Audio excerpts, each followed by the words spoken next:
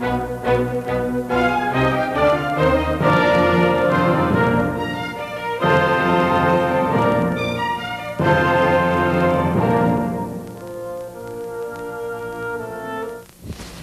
presidential candidate John Anderson, the results are pouring in from New Hampshire. It is, at this point, somewhat clear that Vice President George Bush takes the lead by about 10 points in that state. What's your reaction?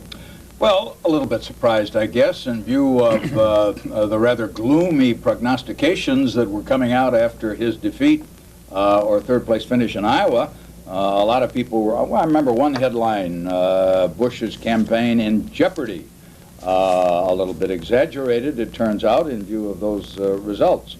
So mildly surprised, but I sort of had a hunch that with the governor, John Sununu, on his side, with at least one of the two congressmen from that state, Judd Gregg in his corner, son of the former governor, he had some pretty good organization support among the Republicans of that state. So I guess I'm not totally surprised, but a little bit. Former presidential candidate George McGovern, your reaction to the Republican story? Well, I'm like John. I was at least mildly surprised, maybe a little bit more than mildly. I had the feeling that Bob Dole was coming on pretty strong in New Hampshire. I think when you do as well as he did in Iowa, and there's nothing else in the wind that you can see, one would have expected Dole to at least come closer than he did. I think that 10-point spread, if that holds up, am I right on that, about yes. a 10? I think that's rather surprising. If my recollection is right, no candidate has ever carried New Hampshire by a margin bigger than 10%. Now, I understand that maybe Dukakis did that. He actually is, from what we've been just reading from the news reports, Mr. Dukakis has the largest lead of any candidate in New Hampshire. It's interesting, if I could just add a personal note, 16 years ago, I got 37% of the vote in New Hampshire and came in second. So 37% now looks pretty good. Yeah. But I frankly am surprised at the margin between Bush and Dole. I thought it would be very tight, maybe 2 or 3 percentage points. Good evening from Washington. Thanks for being with us. We hope you've had a chance to watch the news reports on the various news stations to find out what's been happening in the New Hampshire primary. Now we want to hear from you. We're going to open our telephone lines for about 90 minutes with two gentlemen who understand the New Hampshire primary process to get their thoughts on what's happened this evening and to hear your questions and comments on the continuing quest for the presidency. We first spoke with John Anderson, former Illinois congressman, former independent candidate for president. He will be in our studio for 90 minutes to take your telephone calls. Mr. Anderson, tell us a bit about New Hampshire and the importance that it had in your campaign and where it fits into the process now. Well, actually, I was fighting to be one of the big three in New Hampshire in 1980. This time in New Hampshire, I guess, it was a contest between Mr. Dole and Mr. Bush, and then you had 3 other candidates who were struggling to be the third in the race. I was trying very hard to beat Howard Baker. I didn't succeed in that. I got just under 10%, 9.9% of the vote. And under the law, I think it's still true, under the law, at least as far as the Republican delegate selection process was concerned, you had to get the threshold of 10% to get any delegates. So I was rather bitterly disappointed that by 1/10 of 1%, I was completely shut out of the delegate count. Howard Baker got 13%, only about 3% more than I, and it was only about 3 or 4 weeks later that he left the campaign altogether, totally discouraged and dropped out of the race. I continued, of course, in a new incarnation as an independent candidate, but stayed in the race to the end. How about in today's political world, the importance of New Hampshire in the whole process? Well, it's obviously in Iowa, where you have caucuses, you have a straw vote on the Republican side. George McGovern knows more about the Democrats. He ought to speak to that process. But I suppose that in the sense that you have a direct election among candidates in New Hampshire, it's the first bona fide primary in that sense. Iowa being a caucus state. Well, you know, we could spend, I suppose, the next 90 minutes that you promised your viewers talking about the deficiencies in the whole primary selection process. I happen to think that it is front-loaded in the sense that too much importance really does attach to those first two primaries. This year, however, with so-called Super Tuesday just around the corner on the 8th of March, I think that 1988 may prove to be a somewhat different year. And perhaps once we have assessed the results of that primary, or those primaries, I think 20 states in all, maybe New Hampshire and Iowa will recede a little bit in the minds of the voters as being as important, as consequential as they seem to be tonight. Former Senator George McGovern of South Dakota made 2 bids for the presidency. He was the Democratic nominee in 1972 and was the candidate for the Democratic nomination in 1984. Senator, thank you for being with us. Tell us a bit about your perspective on New Hampshire. Is it too front-loaded, perhaps, these first 2 states? Well, you know, this New Hampshire primary is a fascinating political phenomenon. It's interesting that nobody has ever made it to the White House unless they first carried the New Hampshire primary. Now, that doesn't mean if you win New Hampshire that you're going to win the White House, but and it probably doesn't even mean that unless you win New Hampshire you can't get to the White House. It simply is a statement that stands on its own, that so far at least, if you don't make it in New Hampshire, the odds historically are against you either winning the nomination or going the rest of the way to the White House if you do win the nomination. So politicians are very much aware of that. I don't know anybody who seriously aspires to the presidency who dismisses the New Hampshire primary.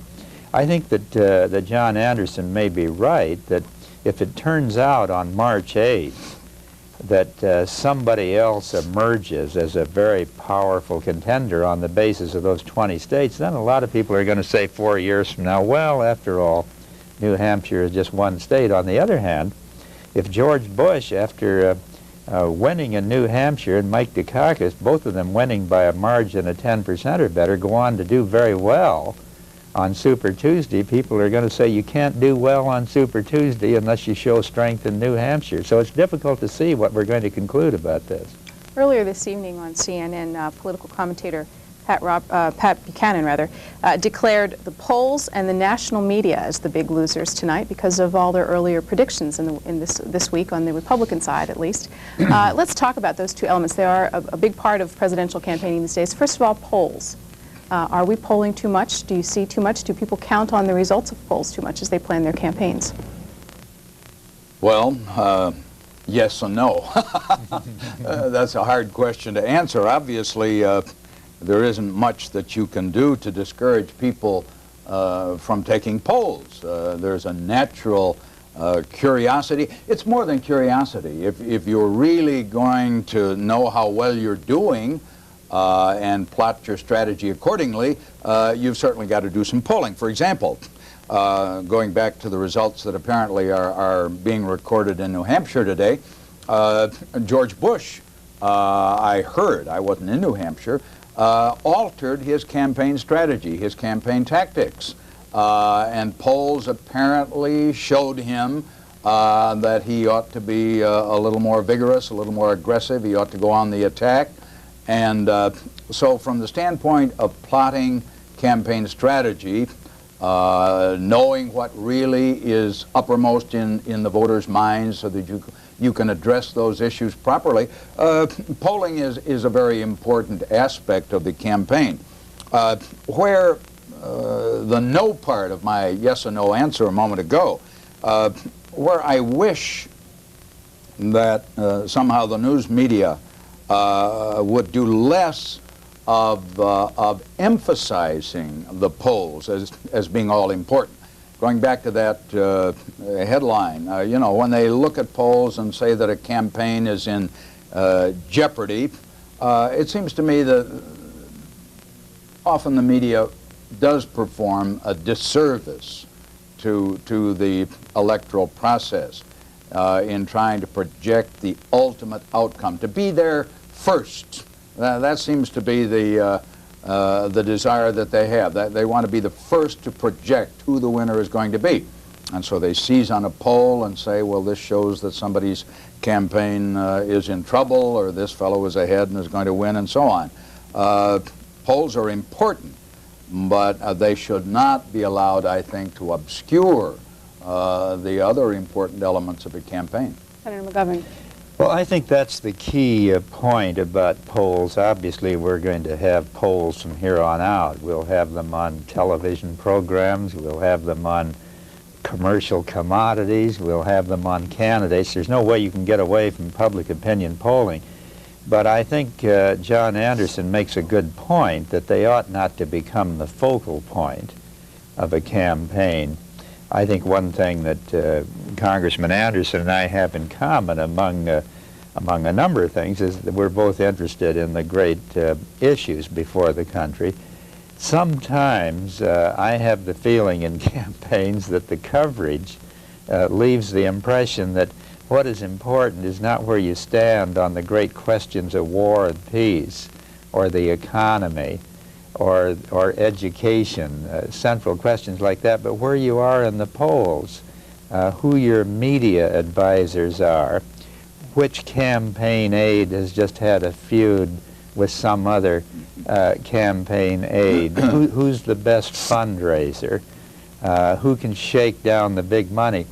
Those things all have a part in campaigns, but if we become so preoccupied with the techniques and the paraphernalia campaigns that we lose sight of where the candidates are on the great issues before the country, then I think those things do a disservice.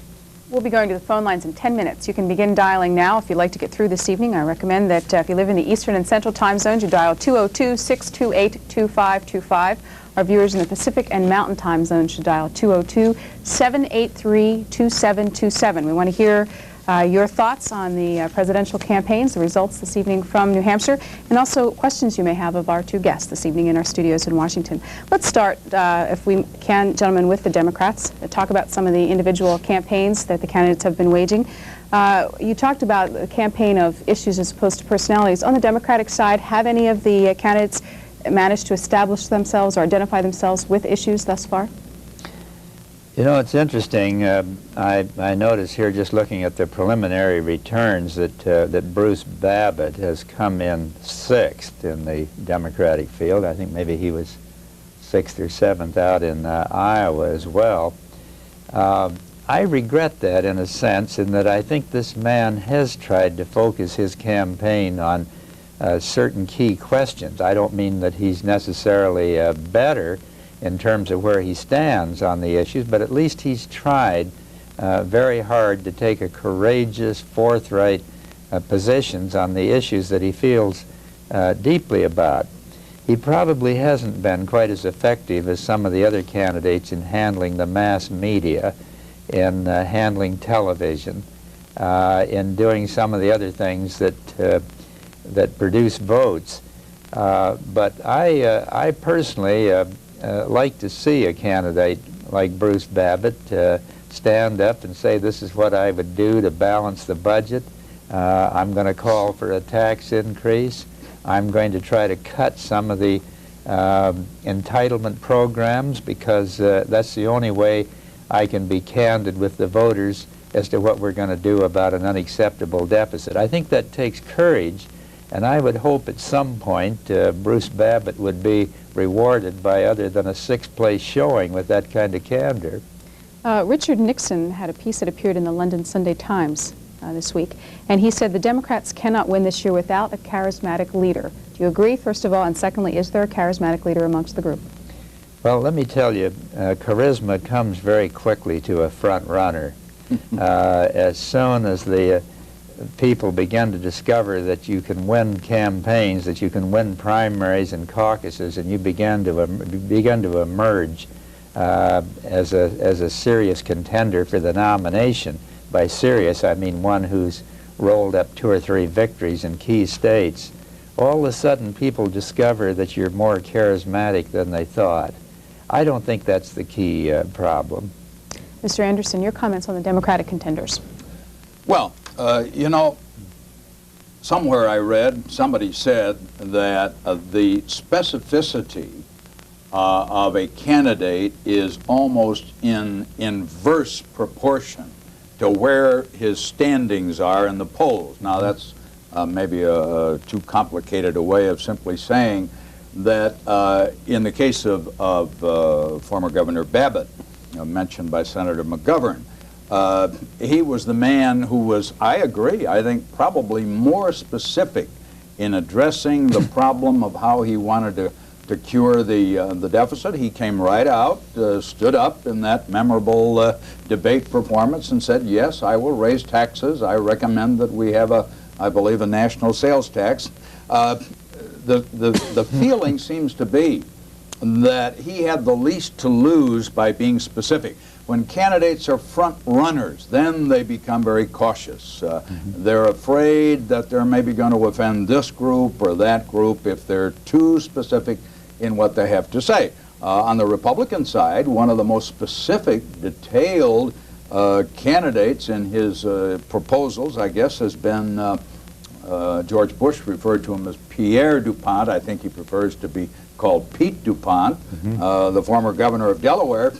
He was very specific, even at the risk of offending the senior citizens. He said that there ought to be something like an IRA or an investment retirement account that people could voluntarily choose and opt out of the Social Security system. I think I'm quoting him approximately correctly. He was quite specific. And the theory was that, well, he had to come from so far behind in the race that he had to dramatize his position and get some publicity and attention by making very specific proposals. I think that's a travesty, really. I agree with Senator McGovern to penalize candidates because they're willing to take on the really tough issues, be it the deficit, be it Social Security, or something else.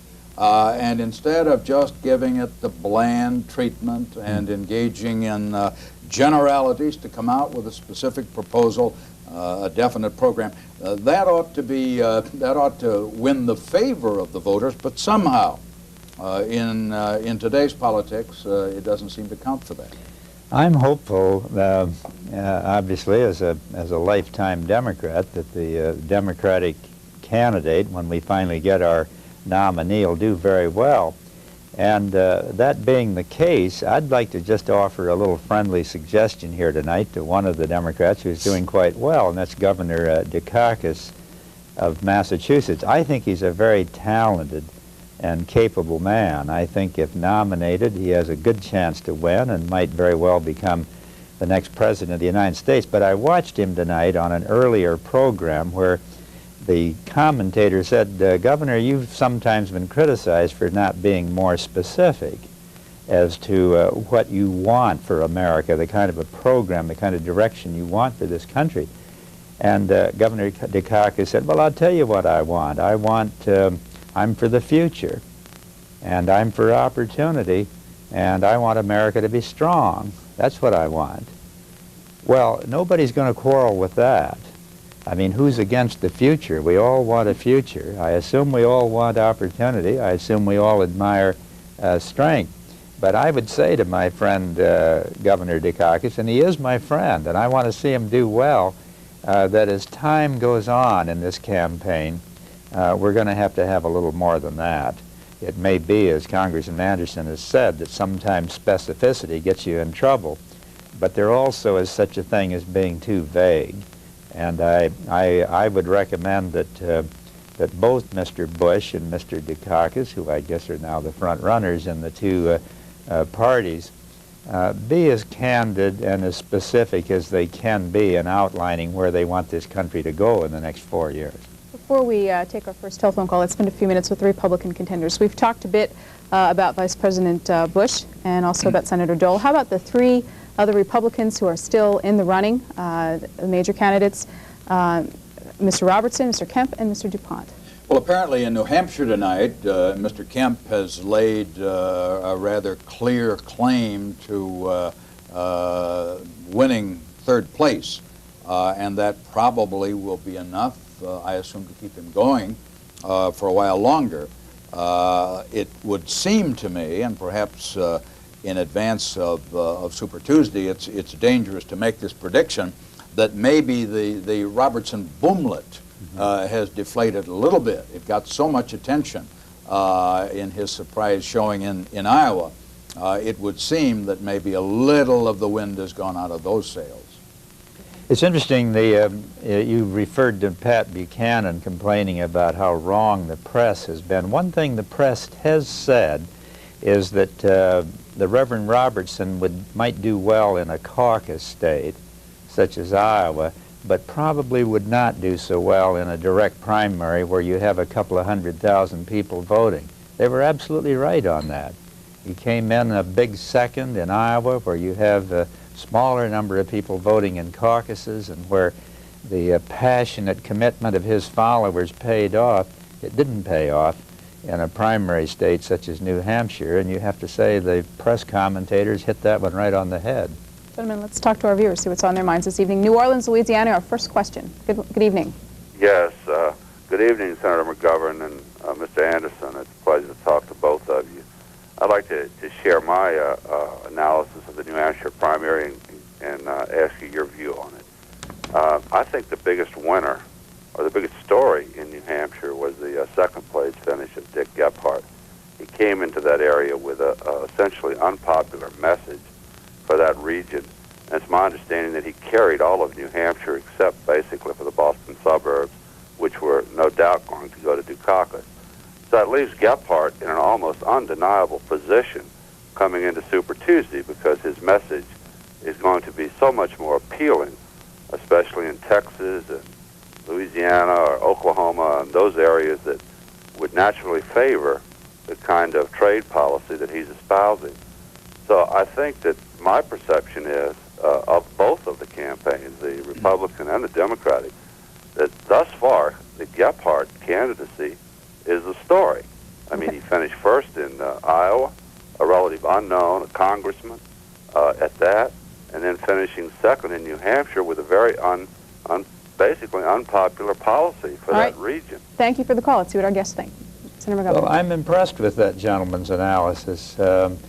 I find it rather convincing. None of us have had a chance really to think too deeply about what has happened in New Hampshire. We don't even know the official results as yet.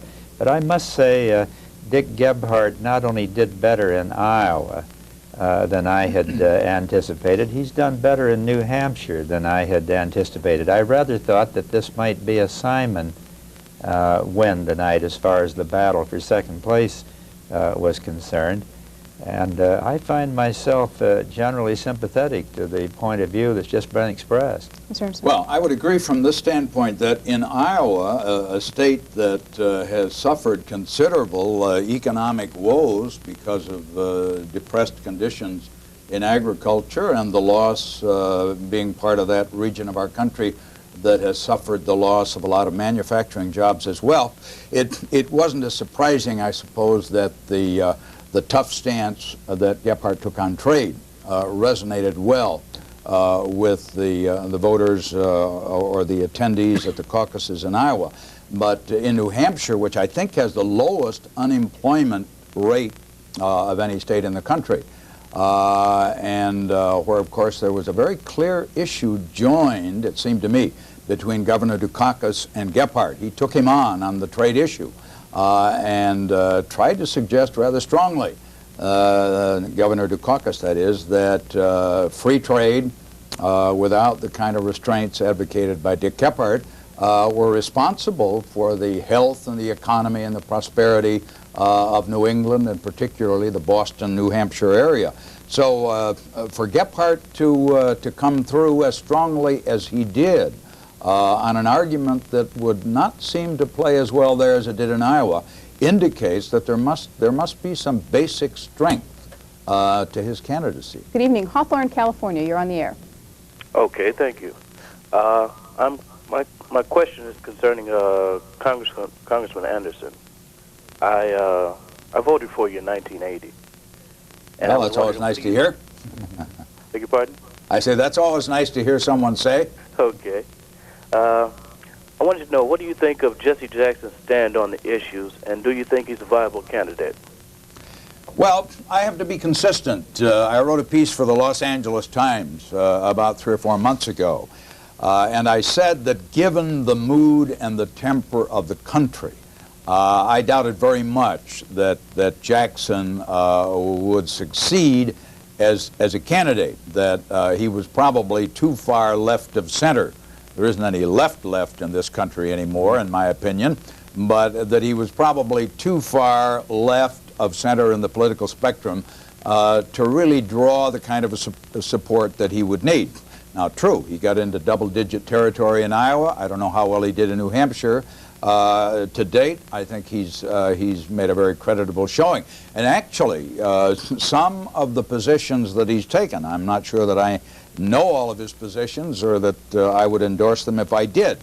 But from the standpoint of a man who really, I think, empathizes with the needs of the poor in this country and who feels that his party ought to take on some of the greed and the selfishness that has become all too characteristic in recent years in the thinking of some people.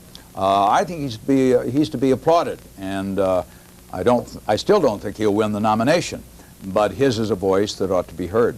We're talking presidential politics this evening with George McGovern and John Anderson. Our next telephone call is from Albany. Good evening. You're on the air. Hi. Good evening. Very nice to talk to both of you. I guess my question is directed at the Democrat here, Mr. McGovern, one of my favorite presidential candidates. I'm a very unhappy Democrat these days, Mr. McGovern. I look at the Democratic field and I don't see too many alternatives, and I feel very badly that if the Democrats think that Dick Gephardt is their savior and they nominate him, that scares me considering the change in issues he's rapidly developed over the last several years. Now that's my comment. My question is a little different. Nixon was recently quoted as saying Kennedy would be a very good nominee for the Democrats in 1988. I want to know, is it truly possible for Edward Kennedy ever to be elected president?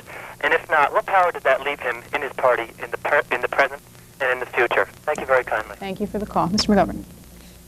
First of all, I don't think I'm among those who are predicting that Dick Gephardt will be the Democratic nominee. We addressed a question here earlier about who appears to have done the best in these first two tests. It's quite possible you could make the case for Gephardt on that basis. My own guess is that probably Dukakis at this point will still be considered the front runner after this rather impressive victory in New Hampshire today. Let me say with regard to Senator Kennedy, I saw the former president's statement, Richard Nixon, saying that Kennedy might be the strongest Democratic contender.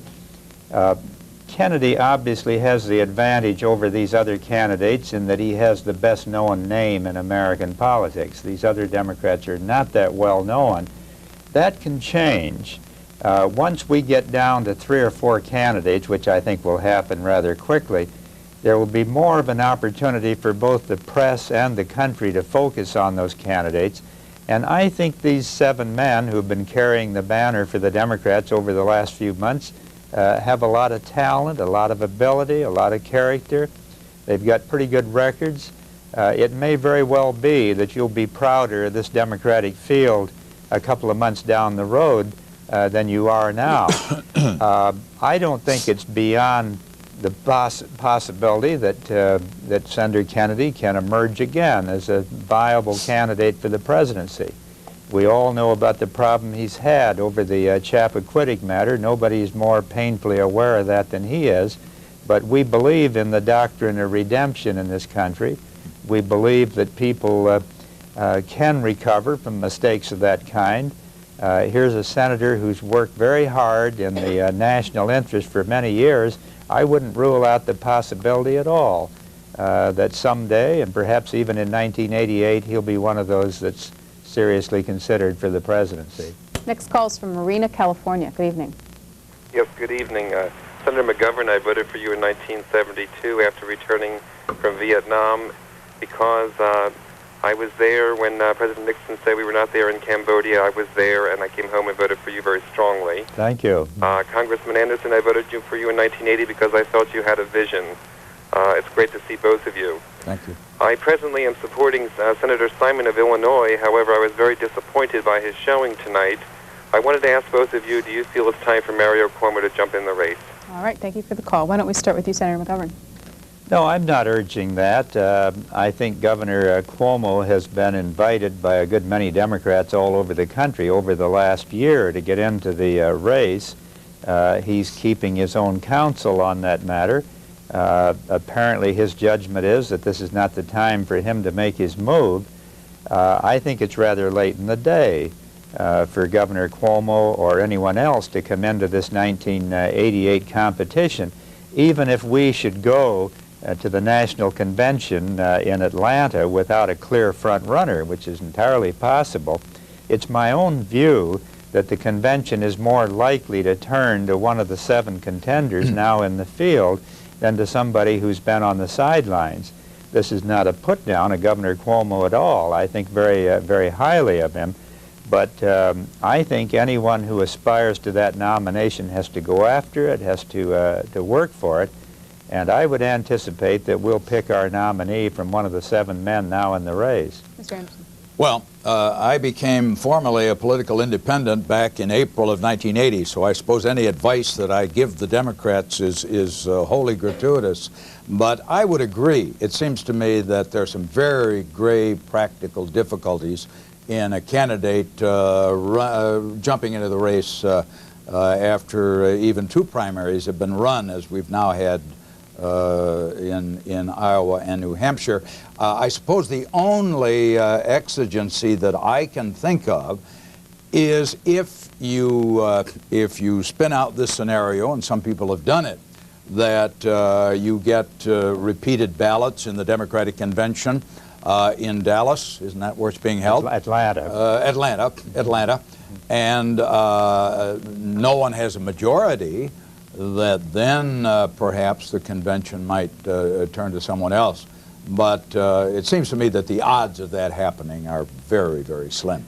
I think there's another point where it might be legitimate for Governor Cuomo or Bill Bradley or Sam Nunn, some of the others that have been talked about, maybe Senator Kennedy, to take a look at it, and that is after Super Tuesday. On March 8th, which is, what, 3 weeks from now, some 25, actually some 26 of the states will have voted, will be over the halfway mark. If by then we're in a situation where you have 4 or 5 candidates, each with 10 to 15 to 20% of the vote, I think it's possible that at that stage a well-known person like Cuomo might take a look at the possibility of coming into the race, and that would give them a chance to test themselves in some of the key states that will not have voted by that time: New York, California, Ohio, some of the others. So either that possibility, or as you say, a deadlock convention might be a time when we'd look to somebody else. Let's go to Naugatuck, Connecticut next. Good evening, caller. What's on your mind? Hi, there's a lead story in the February 20th Nation by David Corn called Unmasking the Other Robert Dole, and it talks about Dole being Nixon's hatchet man in the Senate for his Vietnam policy, having worked in the peace movement and also in Eugene McCarthy's campaign and George McGovern's campaign. I always thought it was a great national tragedy that the war was dragged out by these Republican right-wingers, and then they take credit for ending the war. And it's precisely, I think, the delegates and the primaries that elected the government delegates to the National Convention that put the fear of God into Congress, and the Democrats in Congress finally voted to cut off funds in a caucus, and that's what really forced the Republicans' hands to end that war finally. I think it's a great tragedy that they dragged it on. This article says that Dole was denounced George McGovern repeatedly in the Senate, that he did all of Nixon's dirty work in the Senate to prolong that war and drag it out. And another thing is, I think this sort of same, they did it by also the double think, like war is peace, peace is war, Vietnamization, cute ideas like that. I think the current proponents of those sort of neoconservative ideas in the Democratic Party, the stalking horse of that sort of thinking, is Al Gore, with this idea that you have to have a huge build-up in arms and then negotiate it away. After you spend $2 or $3 trillion building Star Wars, then negotiate afterwards to get rid of it. It makes a lot more sense to negotiate up front and not spend all that money and waste all those resources. Okay, thank you for your question. Senator McGovern, you have any comments?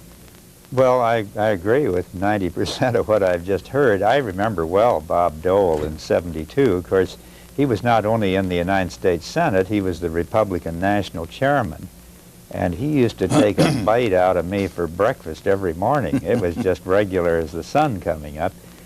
Bob Dole in those days was a very partisan, pro-Nixon Republican. There's no question at all. The gentleman who just called in has that figured out right on the head. I must say, in all fairness to Bob Dole, that I think he's mellowed somewhat with the passage of time. I'm not going to vote for him. I'm going to vote for the Democratic contender. But I worked with him in the years after '72. We worked on agricultural legislation. We worked on the nutritional legislation. My impression is that he's become somewhat more reasonable, more moderate in his views. But I agree with the questioner that we've had too much double talk about foreign policy and national defense questions.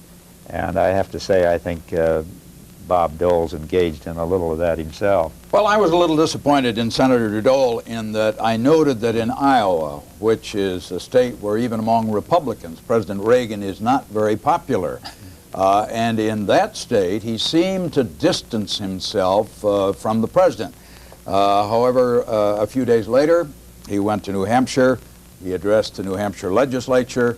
He came out strongly in favor of the president's SDI program, said he would not only test it, he would build it, he would deploy it.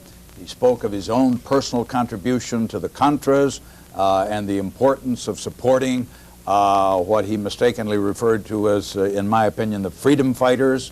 There he took an archly conservative position, which obviously he assumed, I guess, was tailored to the kind of Republican climate that he was going to meet in New Hampshire. Maybe it's because I'm opposed personally myself to both SDI and to continued aid to the Contras that that kind of campaign tactic bothers me. I think it probably bothered some of the New Hampshire voters. I'm not sure that even conservative voters want to hear that kind of pandering to the Reagan position. Ronald Reagan is no longer the magic in politics that he was a couple of years ago. And I suspect that probably Dole didn't help himself all that much by appearing to just swallow SDI and this whole Contra nonsense and all the rest in his New Hampshire appearances. Good evening to Marina Del Rey, California. You're on the air.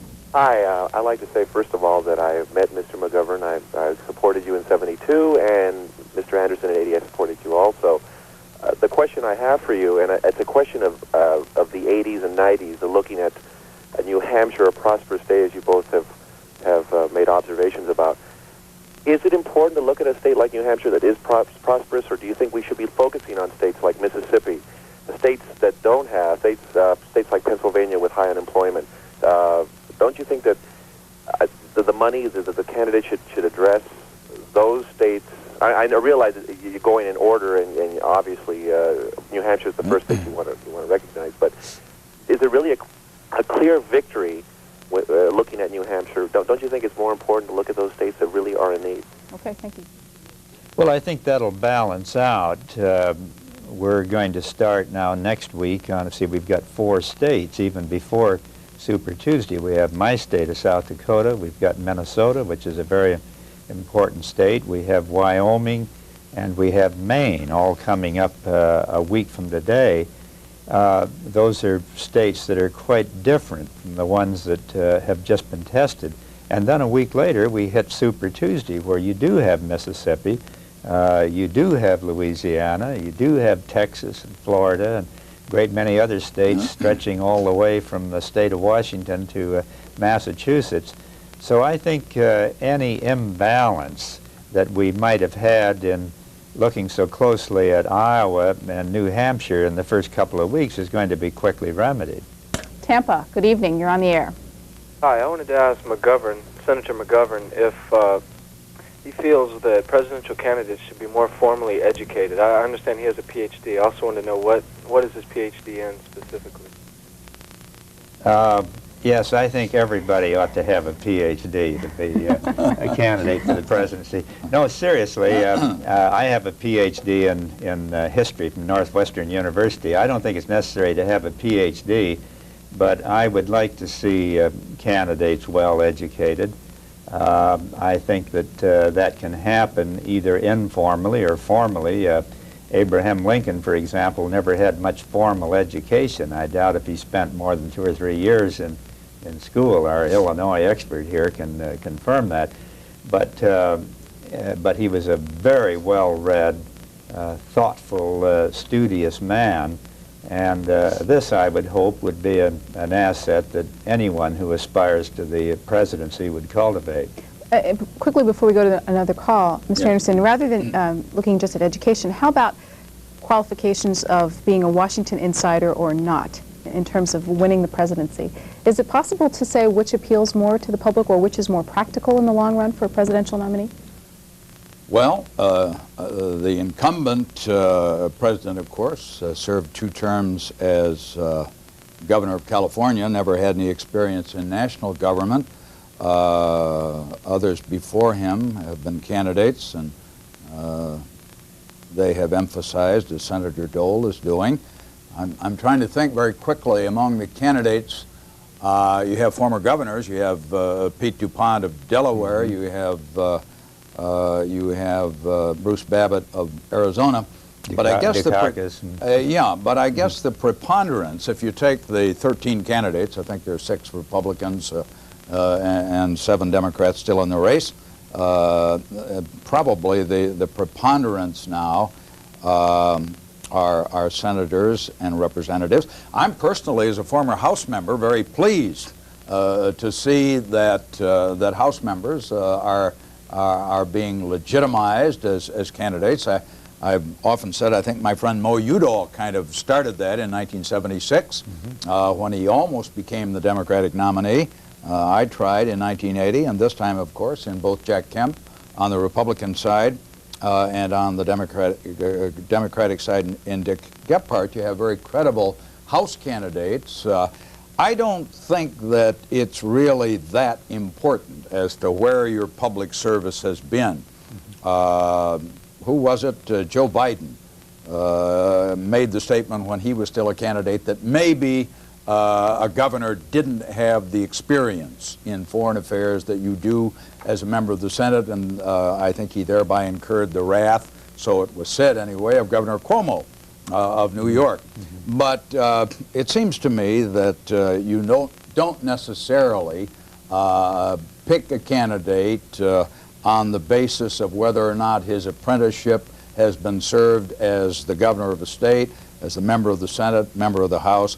Going back to something that Senator McGovern said, what really ought to be important is where does he stand specifically on the great issues of our time. And I think you can have stands on those issues no matter whether you've been a governor or a senator or a congressman. Let's go to Pasadena, California next. Good evening, caller. Oh, good evening. Senator McGovern, you would have been a wonderful president. I wish you had been. Thank you. Congressman, I could have lived with you, too. As a matter of fact, if I were a Democrat, I probably would have voted for you. I'm troubled. Tonight, on NBC, they reported their poll that half of the Republicans thought that George Bush was lying about Iran-gate, and it reminds me of 1972, where it was after the Watergate break-in, and the people still didn't care. They still voted for Richard Nixon. But my question, when you were talking before about candidates dealing with specific issues and how possibly it looks like it's safer to stay away from them, I'm very troubled that no one is addressing what's going on in Israel today. And what's worse is that the reporters are not asking them why they're not addressing it. It seems that there are some reporters who don't want to remind Americans how much stake we have over there, and if we can't influence the situation, nobody can. And I was just wondering if you two could describe what the penalties would be if this topic were brought up. All right, thank you for the call. Well, I agree with the thrust of that question. Probably the most dangerous threat right now to the peace of the world is in the Middle East. And I think there has to be a change in American policy. I think we have to continue to stand for self-determination for the State of Israel, but we also have to stand just as squarely for self-determination for the Palestinians.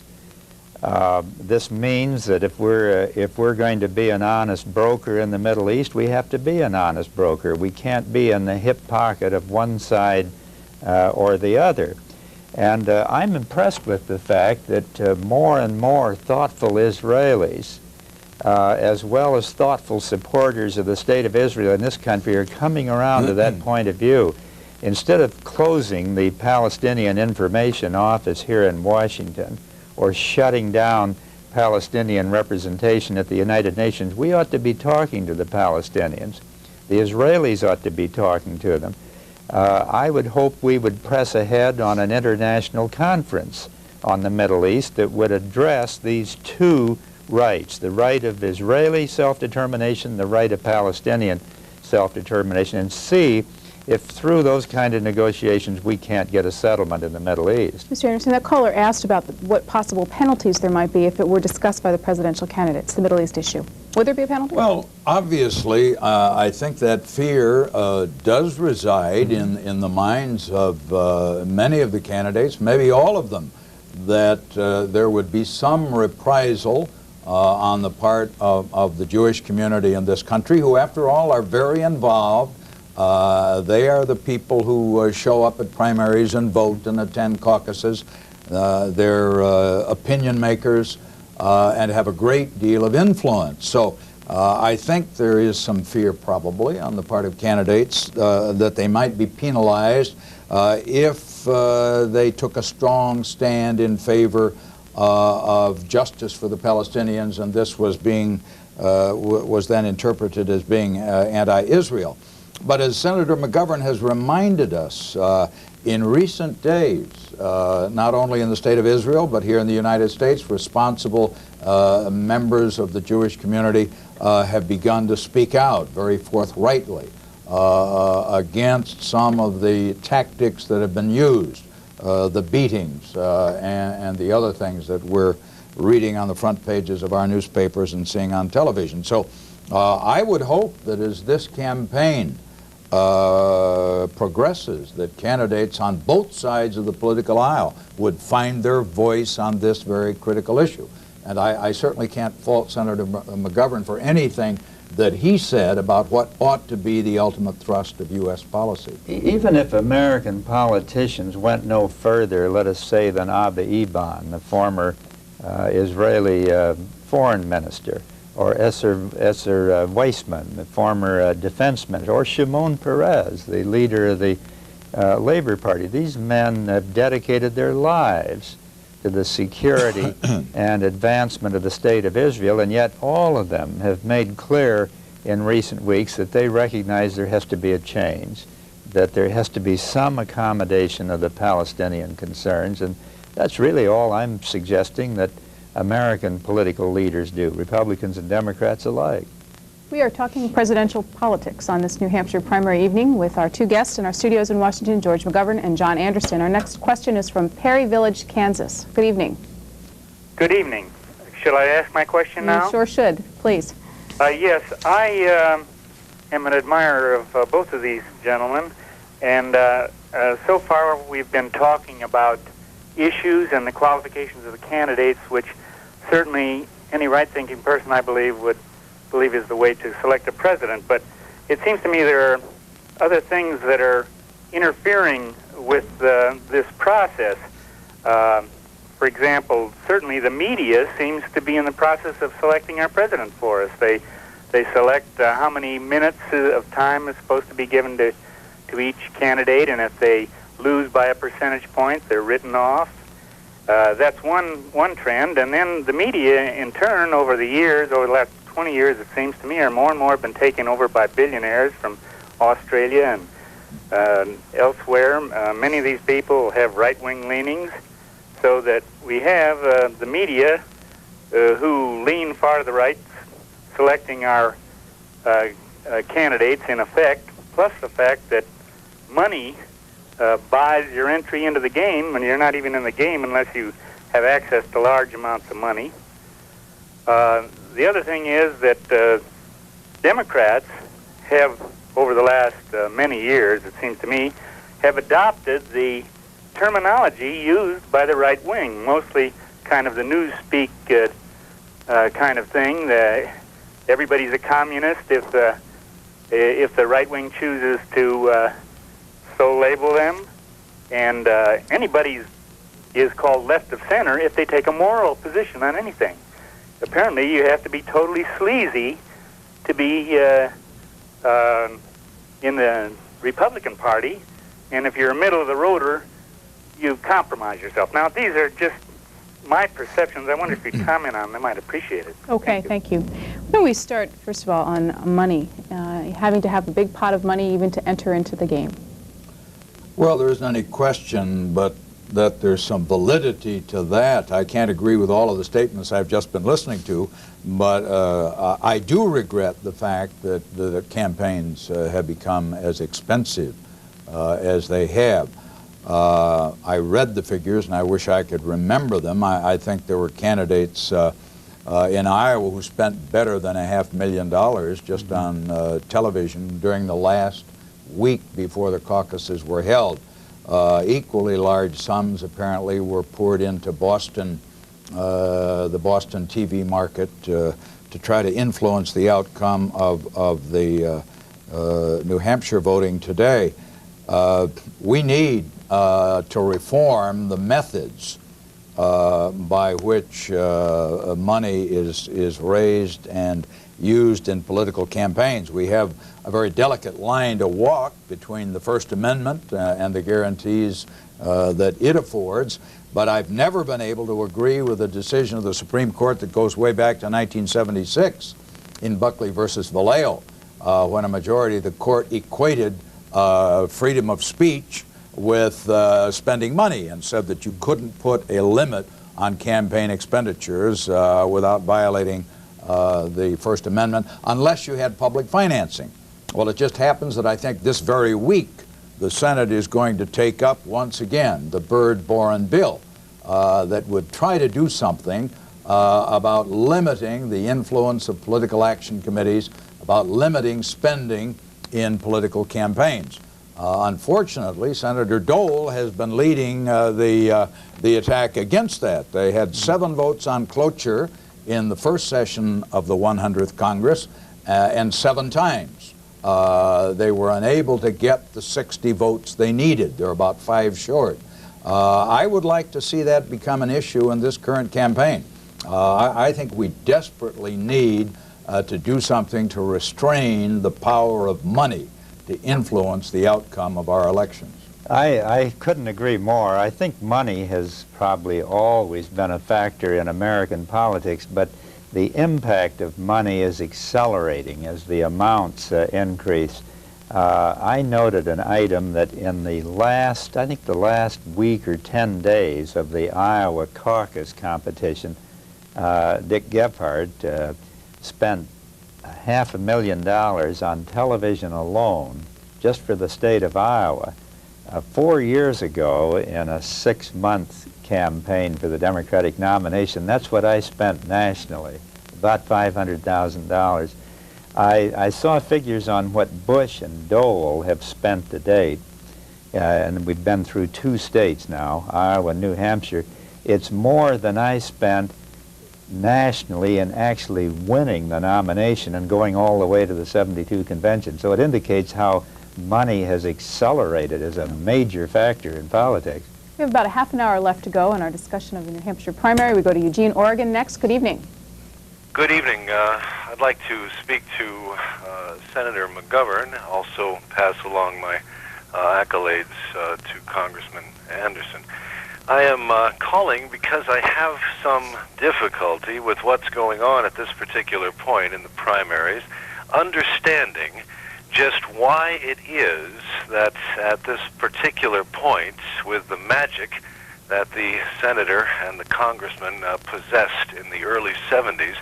I'm kind of missing the magic these days. There doesn't seem to be that much, and I see as a couple of real potential magicians, if that's what it takes to begin to bring the spark once again back into politics, Gary Hart and also Jesse Jackson. I would like them, if they could, to comment on just why it is that both of these candidates aren't doing as well as they are. The senator from Colorado continues to say that if no one is going to be picking up the progressive spirit and continue to simply follow the rules the way they have been laid down for the last rather boring 10 or 12, 15 years, he's going to continue in the race. Of course, it appears that he doesn't have much of a chance, but I wonder if, in fact, there could be some comment made on just why this is. Am I perhaps wrong in assuming that there is some magic in these candidates and that the others don't have any? Thank you. All right, thank you. Let me start with Senator Hart, if we can, please. Senator Hart, with 75% of the vote tallied just before we started the program, was in last place among the Democratic candidates with about 4% of the vote. He was saying in interviews on television this evening still that he was going to continue his campaign throughout the season. He wanted to continue to take his campaign to the people. Do you agree with his approach?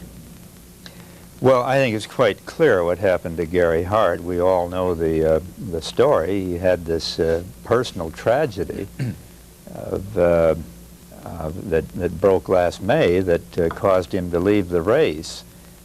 He made that judgment himself that conditions were such after this incident that he got involved in that he just couldn't wage a viable campaign. I think probably those conditions are still present. I don't think much has changed, and the same factors that led him to withdraw from the race in May are making it very tough for him to continue. I wouldn't presume to advise him on what he should do from here on out. Gary Hart's been very close to me over the years. He was my campaign manager in 1972. There's no question, as the caller has indicated, that he's a talented, attractive, intelligent man. But I think, at least for the time being, his career is very seriously handicapped by this celebrated incident in 1988, and I think it's going to be difficult for him to do much better than he has thus far. John Anderson. Well, it's been almost 20 years since Senator Kennedy was involved in another tragedy, Chappaquiddick. And the incubus of that event still clouds any potential candidacy, even though it might emerge in 1988. So obviously we're talking about something that happened to Senator Hart in May of 1987, less than a year ago.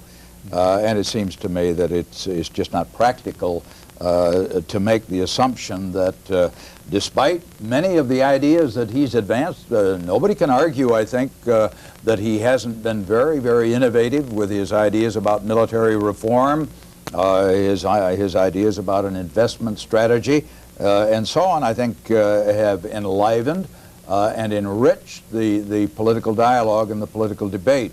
But I would agree with Senator McGovern that there are just certain practical realities that apply in American politics, and it's really not just in 1988. It goes back to, as I say, an instance that I referred to that happened 20 years ago. So as far as Jesse Jackson is concerned, I can only repeat what I said earlier, that I think his has been a very important, very valuable contribution to the debate, and I think there's something to be said for him continuing his candidacy, whether or not he wins 500 delegates or 1,000 delegates. He's not going to win the Democratic nomination, in my opinion, but I certainly hope that he stays in the race. I don't think Jesse Jackson is complaining about how he's doing. I think he feels he's doing very well, and he is.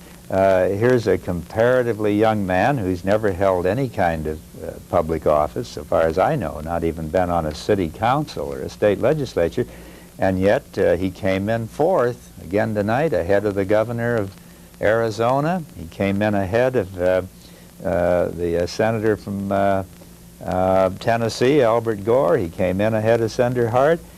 So he's not doing too badly. Out in Iowa, where 2% of the voters are black, he got 9% of the vote.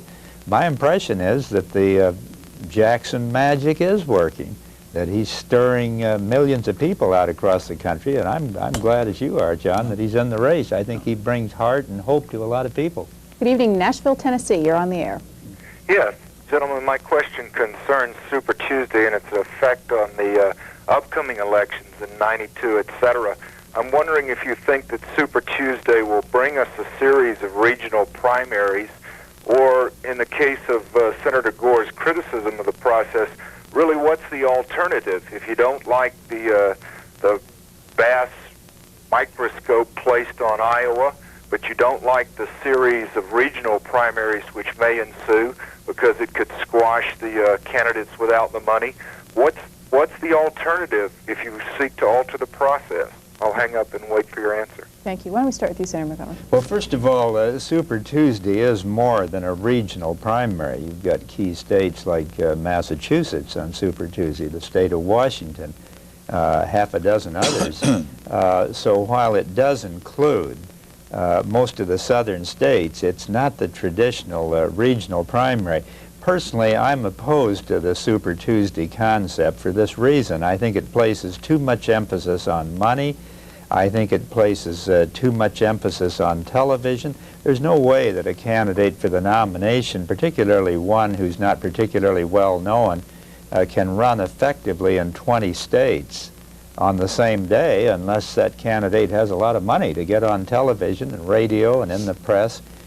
For that reason, I personally prefer the old system where we picked up these primaries, 1, 2, or 3 at a time, and extended the process over several months.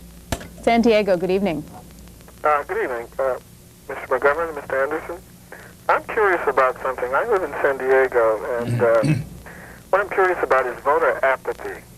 I travel all over the city, and I'm all the time getting involved in political conversations with different people. And the first thing I get is that when you start talking about even a local election here in San Diego, the turnout is very low and very poor.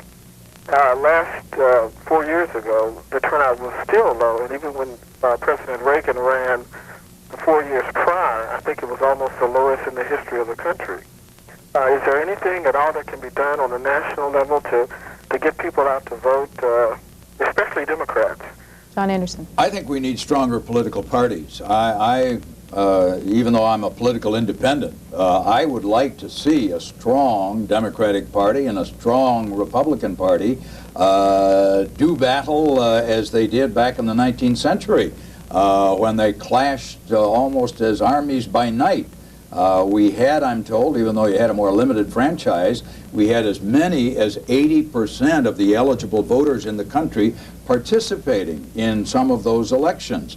More recently, since John Kennedy was elected with, I think, about 63% of the eligible voters participating in 1960, you've seen, as you correctly pointed out, this steady decline. I think in 1950. In 1984, the percentage was down around 52.7%, almost a 10 percentage point drop. So I believe that we need stronger parties.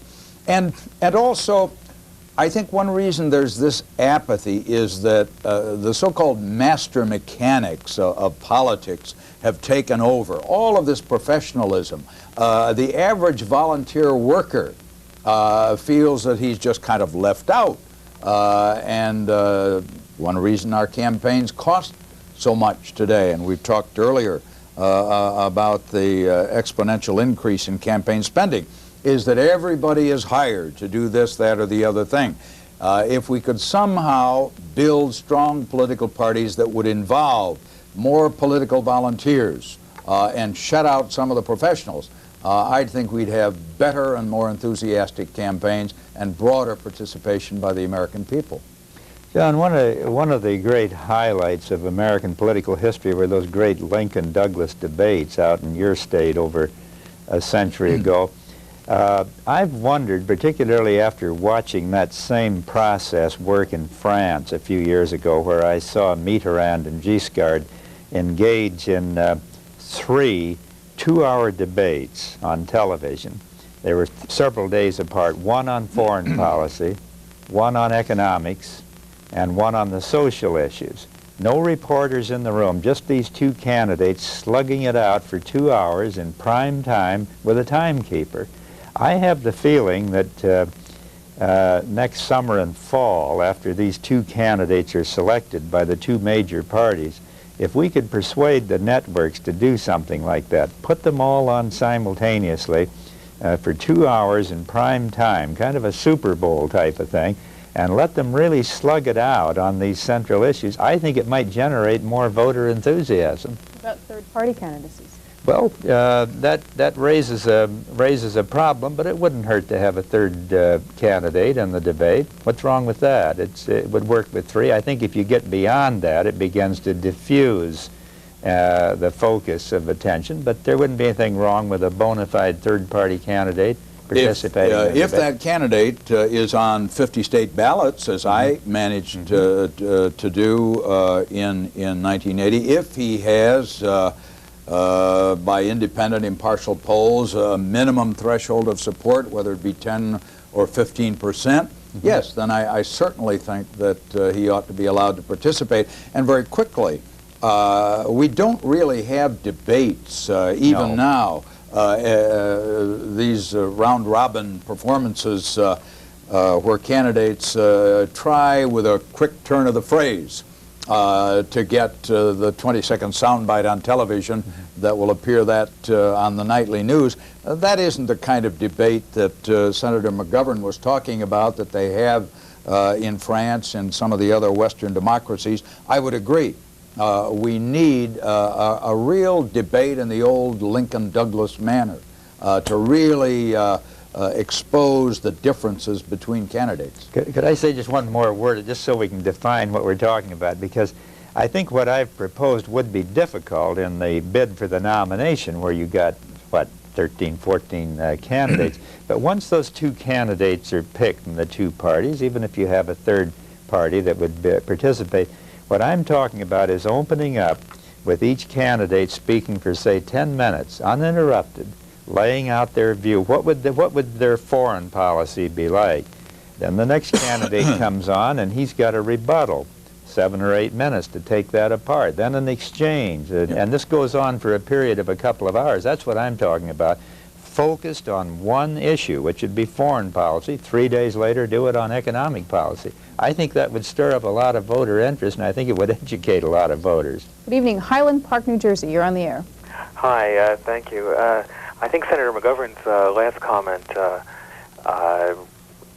is very apropos of the question that I wanted to ask, and I think the notion of having several debates on focused issues is very important. I think Senator McGovern in 1984, his role in that campaign performed that function for the party, for the Democratic Party. It focused the candidates at that point in time on several important issues, and I was glad to see that he stayed in as long as he did then, partly because back in 1972, as a 20-year-old college student, I was active in his campaign as a volunteer, and the debate at that point in time along the issues of the day was what got my interest, and I think it's that kind of interest that once again can do us good. My question really relates to less to the debate issue, though, however, rather than what can come out in Senator McGovern's view and former Congressman Anderson's view on the kind of coalitions that I think are going to be necessary down the line in the Democratic Party as these primaries go on. My concern at this point is I think, as the results in New Hampshire showed tonight, we have several strong regional candidates. I think Senator Gore, although he hasn't yet been into the campaign will probably show us that in the South, although I'm less sure that he's going to have as strong a showing in the South as a lot of people expect. What kind of result at the end of this process do you think among the candidates is going to be possible to form the kind of coalitions to build a national ticket, whether it's a Dukakis-Gore ticket or a Gebhardt-Gore ticket, which I don't see very likely? Thank you for the call. Appreciate it. Senator McGovern. Well, that's a question that's raised at every national convention. How can you build a ticket that has maximum appeal? I've always thought it's just as important to build a platform on which you can unite disparate elements of the party and pull together a coalition of ideas, a coalition of principles, and then hopefully the various groups will follow. One of the things that seems to me to be missing thus far in the dialogue is the capacity on the part of the candidates to tie these issues together. We have a lot of talk about deficit reduction, but both the candidates and the voters need to understand that reducing the deficit is not an abstract problem that's out there by itself. We can't move on the whole progressive agenda until we get this deficit down. There's not going to be money for education, for housing, for the environment, for the battle against AIDS, for conservation, for these other things until that deficit is worked down. If congressmen are faced with a $150 billion deficit, as a practical matter, they're not in a frame of mind to expand what the country is doing to meet the needs of the homeless and the hungry and the farmers and the other people that are in trouble. So the deficit issue has to be tied to the whole progressive agenda. Likewise, the condition of our domestic economy determines what we can do internationally. We're no stronger in the world than the base of our economy here at home. Mr. Anderson, can you build coalitions through platforms, or is it the combination on the ticket? Well, I suppose the Republicans will have an easier time building coalitions in the sense that they all are seeking to inherit the mantle of Ronald Reagan. As I have listened to the Republican candidates, be it George Bush, Bob Dole, Jack Kemp, or any of the others, none of them has really taken any great issue with the policies of the Reagan administration. So you've had hints already in the Michigan caucuses of a kind of de facto coalition being built between the Bush and Kemp forces and between the Dole and Robertson forces.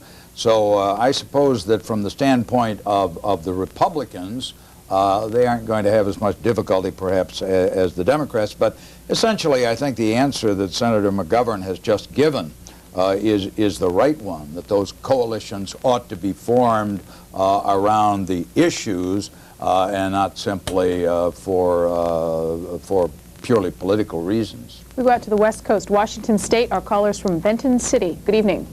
Hi. I watch C-SPAN on a satellite dish because I live in the country, and I'm so happy that you have the coverage that you have. Thank you. You do a wonderful job. I saw the two distinguished guests you have, and I thought that you should have had one more, though. You should have had Senator Goldwater. That way you could have Mr. Right, Mr. Left, and Mr. Center. On the New Hampshire primary, I think Senator Gore won the New Hampshire primary. He didn't spend much time there. He was campaigning the Super Tuesday states, and he certainly didn't spend much money there. And as far as Mr. Dukakis is concerned, what did he win? You know, he had a little more than a third of the Democratic vote. But when was the last time a Democrat received an electoral vote from New Hampshire? Okay, thank you. Senator? Well, that's a theory. I really don't know how to respond to that. Al Gore came in 5th in a field of 7th. Whether you can consider that a victory, I think at the very least is debatable. I don't want to minimize what Senator Gore has done, and I was glad to see him enter in New England, because I think to whatever extent our candidates run nationwide, that argues well as to how they're going to do in the fall when they have to run nationwide. Senator Gore is bucking the conventional strategy by ignoring the first two states, concentrating on Super Well, it Tuesday? seems to me that he is banking pretty heavily on Super Tuesday, and the fact that I think about 13 of the 20 states, perhaps 14, are either southern states or border states, and banking pretty heavily on a strategy that calls for him to come out either winning or looking very strong in those primaries. Whether or not in this crazy mixed-up year of 1988 that's the right strategy, I'd have to leave to political experts that are better than I. Rochester, New York, our next caller. Good evening. Yes. Good evening to your distinguished guests. I would like to say, I'll just make myself brief, when I was 6 years old, the war in Vietnam was still very far away from my mind, and I sat in front of the television watching our country, the United States, land on the moon, and I was very proud at that point to be an American. And I've seen progressively since then our space program being cut and cut and cut again to the bare bones, which I believe is the cause of the Challenger accident, or one of the causes. I'd just like to ask your guests, do you think this country should move ahead in space, seeing as how all the problems in this country that affect us down on the ground, and if this country does or should have a space program go forward, which candidate would they recommend? All right, thank you for the call. Mr. Anderson. Well, I haven't examined the position papers of the respective candidates at this point closely enough to know which one is properly called the most enthusiastic exponent of the space program. Let me just say, though, in general, that I think we have missed a real opportunity. We've made a few tentative moves in the direction of international cooperation in the space field. Joint missions with the Soviets and so on. But rather than considering this simply a national mission to explore outer space, I think we ought to look at it as a means of encouraging the kind of international scientific cooperation that maybe even for budgetary reasons makes a lot more sense today than it did when that program got started 20 years ago. Senator? I may just enter one mild dissent to what the questioner said about the causes for the Challenger tragedy. I really don't think it was a shortage of money. I think it was a breakdown of management, some failure on the part of contractors, maybe too much haste in trying to do that launch in view of some of the warnings that had been issued. Obviously, space technology is enormously complicated. It's one of the reasons why I have many serious doubts about this whole SDI business. But I don't think the answer is simply for Congress to authorize more money. I think that Congress is right in calling for a careful review of the space program. There's nothing that compels us to hurry these launches along right now. We ought to take a little more time, and as Congressman Anderson has said, space doesn't belong to anybody, and it's something that maybe we ought to explore on a more cooperative basis. We have about 8 minutes left in our program. We go to Denver next. Good evening. Good evening. It's indeed a pleasure to get to call in this evening. Like many of the people that have called, I was a McGovern supporter back in '72, and all too well remember how the media to some degree did lay out the intense sleaze factor that was in the Nixon administration, yet the American populace evidently felt that it was good enough to go ahead and take that chance again anyway. Senator, I wanted to ask you a couple of questions now that I have this opportunity. I think Tom Hayden the other day was quoted as saying that he felt that Senator Hart had perhaps fallen into a little bit of the Hollywood Warren Beatty lifestyle, and that had created the opportunity for what happened last May to happen to the senator. Yet when we had President Kennedy in office, there's been a lot of rumors and stories about his lifestyle in that direction. How do you feel about the change in relation to the privacy issue and private lives, regardless of the kind of morality that is contained within them, becoming a much more of a public issue now? All right, thank you for the call. Well, I'm not sure that what we have here is a pattern. I'm not sure that this particular incident means that henceforth all candidates are going to have their home staked out and be tailed by the press. I think that probably has not happened with most of the candidates who are in the race now on both sides. This was a rather unique situation. It's somewhat painful for me to say that, but I think if Senator Hart were here, he'd be the first one to say that he made some very serious errors in judgment. I've heard the speculation about the late President Kennedy, too.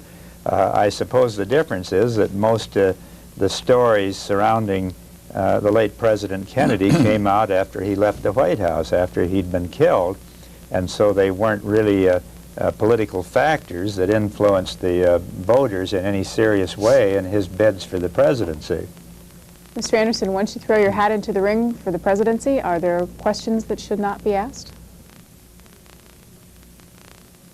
Oh, I think that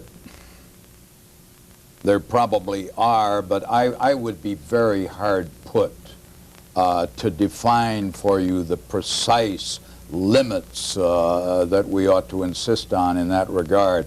It seems to me that once you become a candidate for the presidency, you have to accept the fact that you become an object of intense interest, intense scrutiny, and particularly when you literally throw down the gauntlet, as Senator Hart did, and challenge the press to follow you, then you've got to expect that you're going to get the kind of attention and scrutiny that he received. So it seems to me that when you throw that hat into the ring, you pretty well abandon, particularly nowadays, any hope that you might have had that there would be certain areas of your life that would be off limits. Arlington, Virginia, good evening. I'd like to make an observation and then ask a question of Mr. McGovern. Okay, quickly, it's we're running out of time here. We've been confronted with a range of issues within the Democratic Party dealing with some political backbiting among the candidates, and it seems to me that with the Iran-Contra affair and other scandals in the current administration, that our attention should be focused on those debacles created and, in fact, nurtured on the other side of the aisle.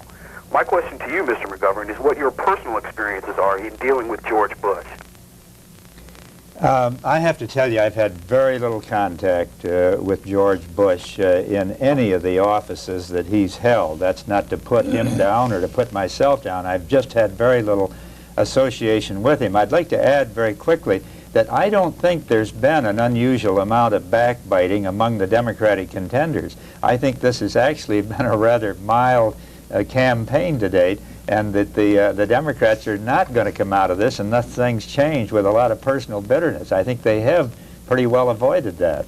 This is our last telephone call of the program. It's from Fullerton, California. Good evening. I was wondering if there's any possibility that the federal government could do anything to make education less of a buyer's market. I mean, less of a seller's market. What do you mean by that? Well, I noticed that when you go to buy gas, there's 4 gas stations, all with varying prices and levels of service. But when you go to buy schools, there's 1, and the next one might be 10 miles away. How pleased are you with education as an issue in the current presidential campaigns? Caller. Well, I'd like to know if there's anything the federal government can do to make it less of a seller's market. Okay, well, let's go with that. Mr. Anderson. Well, of course, historically, education has been a local function, and I'm not sure that by adopting the voucher plan, which is one idea that the Republican candidates, or at least some of them, have advanced, that you thereby bring a more competitive situation into the education market. I think we have to be prepared to support education both at the federal and the local level. I believe in credentialing. I see nothing wrong with setting high standards that our teachers must meet and then pay them accordingly. Those are some very simple, basic thoughts that I think ought to be explored in this campaign. Senator? Well, the money we spend on education is probably the best single public investment we make. That really is where the future is. That's where the leadership of the country is going to come. I have to concede to the caller that the cost of education is going up all the time. I frankly don't see that much can be done about that. I think as we demand quality teachers and better services, like everything else that we buy, the cost goes up. Mr. Anderson, we have a minute and a half left. Do you see the possibility of Mr. Robertson declaring an independent candidacy because of his grassroots support? And if so, what might it do to the Republican Party? Well, I think it could be very harmful to the Republican Party because there are supposedly 40 million born-again Christians out there in the country, and if they decided to go with Mr. Robertson, should he leave the Republican Party, I think it could split the party, and the Republicans would suffer accordingly. It would pull a lot of Democrats, too. There are a lot of fundamentalists on the Democratic side. In fact, I'm not sure the Republicans have an edge on that. I think a lot of the Robertson vote, in Iowa at least, came from Democrats. Do you see a third-party candidacy as a possibility? I don't think that'll happen. I think he'll stay in it for some time as a Republican contender. I can't see him going as a third-party candidate. On this New Hampshire primary evening, thank you very much for sharing your perceptions of the current campaigns and also some understanding of the process. Appreciate your time. Senator George McGovern and John Anderson, both who sought the presidency in the past, in our studios in Washington to take your questions. You have a good evening.